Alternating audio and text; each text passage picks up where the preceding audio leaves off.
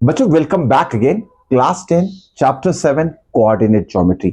आगे के क्वेश्चन आज सॉल्व करने वाले। प्रीवियस वीडियो में एक्सरसाइज 7.1 के क्वेश्चन नंबर 1 2 हम सॉल्व कर चुके। चलिए आप बात करते हैं क्वेश्चन नंबर 3 और क्वेश्चन नंबर 4 की बात करते हैं आज। क्या क्वेश्चन में यहां दिया है और हमें फाइंड आउट क्या करना है, आसान तरीके से समझ लेते हैं। ठीक है, डिटरमाइन क्वेश्चन नंबर 3 में क्या बोला, determine if the points 1 5 2 3 and -2 -1 are collinear. ये पॉइंट्स कोलिनियर है या नहीं है हमें चेक करना है। ठीक है, अब सबसे पहले समझते हैं कि कोलिनियर पॉइंट क्या होते हैं।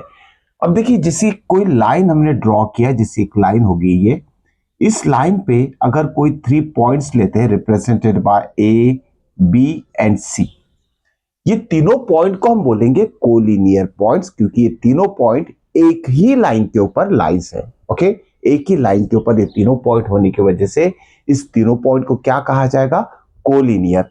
अब इसे प्रूफ कैसे करेंगे, यूजिंग डिस्टेंस फॉर्मूला। अब देखिए, यहाँ 3 पॉइंट्स के कोऑर्डिनेट्स हमें दिए हैं, ठीक है, लेकिन रिप्रेजेंट नहीं किया कि ये पॉइंट जो है ए बी से रिप्रेजेंट करते, तो हम सबसे पहले ये मान लेते हैं। ओके, लेट कोऑर्डिनेट जो फर्स्ट है 1 5 ए से रिप्रेजेंट करेंगे 1 5। ओके, सेकेंड जो है बी से रिप्रेजेंट करेंगे, इट इज 2, 3। और थर्ड जो है सी से रिप्रेजेंट करेंगे -2, -1। ठीक है, एबीसी से हमने इसे रिप्रेजेंट कर दिया है। अब तरीका हम देखते हैं कैसे इसे कोलिनियर प्रूफ करेंगे। आइए समझते हैं। देखिए ना, ये तीनों पॉइंट अगर कोलिनियर रहेंगे तो डिस्टेंस ए बी आएगा, डिस्टेंस बी सी आएगा और डिस्टेंस ए सी आएगा। ओके, 3 डिस्टेंसेस यहां हमें मिलने वाले 3 पॉइंट का यूज करके। पहला डिस्टेंस ए बी रहेगा, दूसरा बी सी रहेगा और तीसरा ए सी। ए सी इसमें सबसे पहले बड़ा डिस्टेंस कहलाएगा, ध्यान में रखिएगा। और ये जो ए सी रहेगा, डिस्टेंस ए सी, ये सम ऑफ ए बी और बी सी रहेगा। इसका मतलब हमें 3 पॉइंट अगर कोलिनियर पर प्रूफ करना है तो क्या करना पड़ेगा, सबसे पहले तीनों distances A B B C और ए सी फाइंड आउट करना पड़ेगा। उसके बाद हम चेक करेंगे कि दो डिस्टेंस का सम थर्ड आता है या नहीं आता है। ठीक है, यूजिंग डिस्टेंस फॉर्मूला। डिस्टेंस क्या होता है, डिस्टेंस फॉर्मूला क्या होता है, देखिए x2 minus x1 the whole square plus y2 minus y1 the whole square, ये हो गया हमारा डिस्टेंस फॉर्मूला।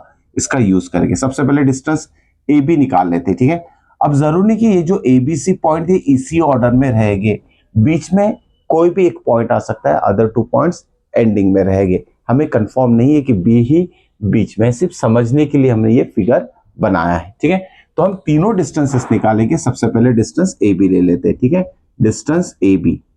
अब देखिए बच्चों, ये हो जाएगा हमारा पॉइंट ए और ये बी जिसके कोऑर्डिनेट्स दिए, तो इसे मान लेते हैं ये x1 है, ये y1 है और ये x2, ये y2 है। ठीक है, समझने के लिए x1 y1 x2 y2 हमने रिप्रेजेंट कर दिया इसे।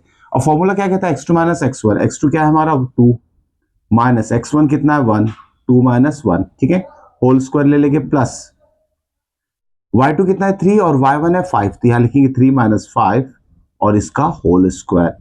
चलिए सॉल्व कर लेते हैं इसे, क्या आ जाएगा देखते हैं। 2 माइनस 1 कितना होगा 1, 1 स्क्वायर कितना होगा 1। ठीक है, 3 माइनस 5 कितना होगा -2 और -2 का स्क्वायर +4। ठीक है, +4 लिखना है आपको, -2 आएगा उसका स्क्वायर प्लस किसी भी नेगेटिव नंबर का स्क्वायर पॉजिटिव आता है, ध्यान में रखिएगा। तो इसका आंसर कितना है हमारा, रूट ऑफ 1 + 5, तो √5 आ जाएगा। ठीक है, यूनिट्स यहां ध्यान में रखिए, डिस्टेंस निकाल रहे हो तो ये यूनिट लिखना जरूरी, क्योंकि सेंटीमीटर मीटर तो दिया नहीं है, तो आपको कॉमन वर्ड यूज करना पड़ेगा यूनिट।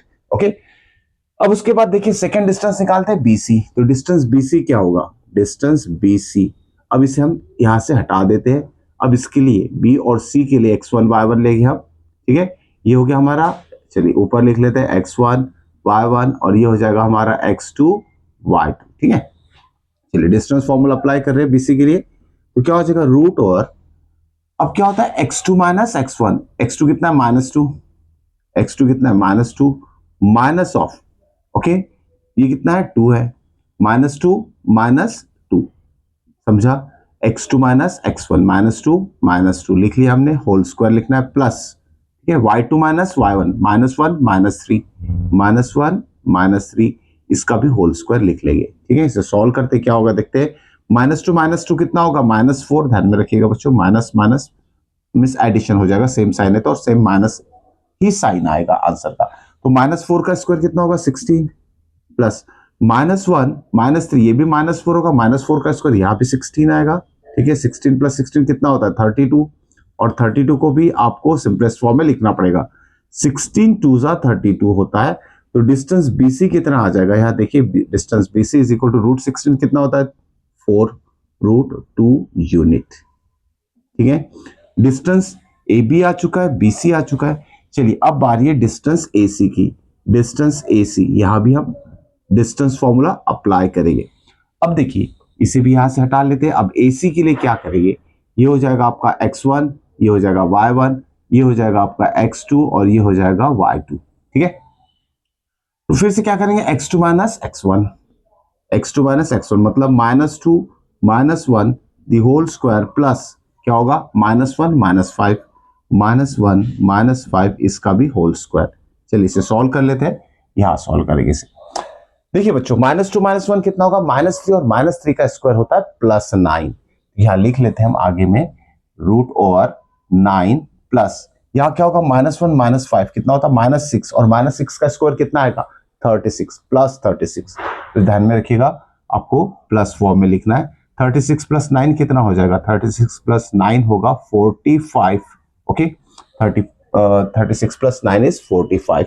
ओके यहां देखिए इसे भी हम सिंपलेस्ट फॉर्म में लिख सकते हैं 9 इंटू 5 एक परफेक्ट स्क्वायर में कन्वर्ट होता है तो कीजिए, सिंपलेस्ट फॉर्म में रखिए, अगर नहीं होता है तो उसे वैसे ही रहने दीजिए, लेकिन होता है तो करना जरूरी है, ध्यान में रखिएगा, इससे ही आंसर आएगा। स्क्वायर रूट ऑफ 9 कितना होता है 3√5।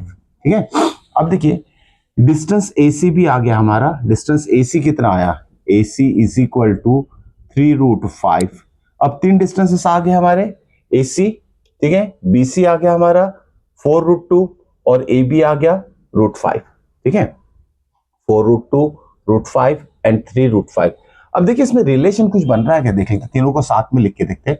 AB कितना है हमारा AB इज इक्वल टू √5 है। ठीक है, उसके बाद BC कितना है BC इज इक्वल टू है हमारा BC इज इक्वल टू 4√2। तीनों में कुछ ऐसे रिलेशन बन रहा है कि सम ऑफ दो का सम तीसरा आ रहा है, नहीं। ओके ये 3√5 प्लस 1√5 ये 4√5 होगा, लेकिन यहाँ √5 नहीं, ये 4√2 है।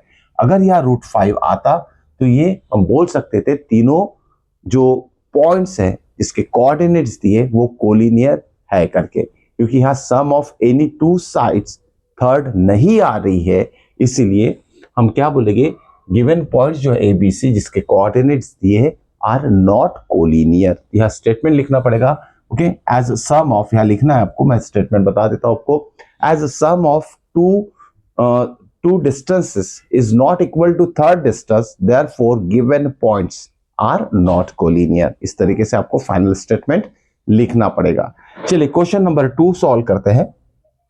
अब यहां भी 3 वर्टाइसेस दिए हैं, क्वेश्चन नंबर 2 में 3 वर्टाइसेस दिए हैं और इस 3 वर्टाइसेस को हमें क्या प्रूफ करना है, these are the vertices of isosceles triangle. ठीक है, check whether 5 - 2 6 4 and 7 - 2 are the vertices of isosceles triangle. देखिए बच्चों आइसोसेलेस ट्रायंगल होता क्या है, ऐसा ट्रायंगल जिसमें दो साइड्स की लेंथ जो रहती है वो इक्वल रहती है। ठीक है, किसी ट्रायंगल में अगर दो साइड्स इक्वल है तो वो ट्रायंगल आइसोसेलेस ट्रायंगल कहलाता है। तो सिंपल सा फिगर अगर पहले बना लेते हैं हम। ठीक है, ये फिगर हो गया है। अगर मान लेते इसके दो साइड्स इक्वल है तो ये ट्रायंगल क्या हो जाएगा आइसोसेलेस ट्रायंगल होगा। अभी इसका लेबलिंग हम नहीं करते हैं, या तो कर भी लिया तो कोऑर्डिनेट्स नहीं लिखेंगे। ओके, क्योंकि हमें नहीं पता कि कौन से कोऑर्डिनेट्स को कहा किस वर्टेक्स के लिए लिखना है। तो सिंपल सा पहले ट्रायंगल बना लिया हमने। अब इस ट्रायंगल से समझते, देखिए यह क्या होगा डिस्टेंस AB जो कि साइड ऑफ ट्रायंगल ABC है। यार 3 डिस्टेंसेस हमें फाइंड करना पड़ेगा, AB BC एंड AC।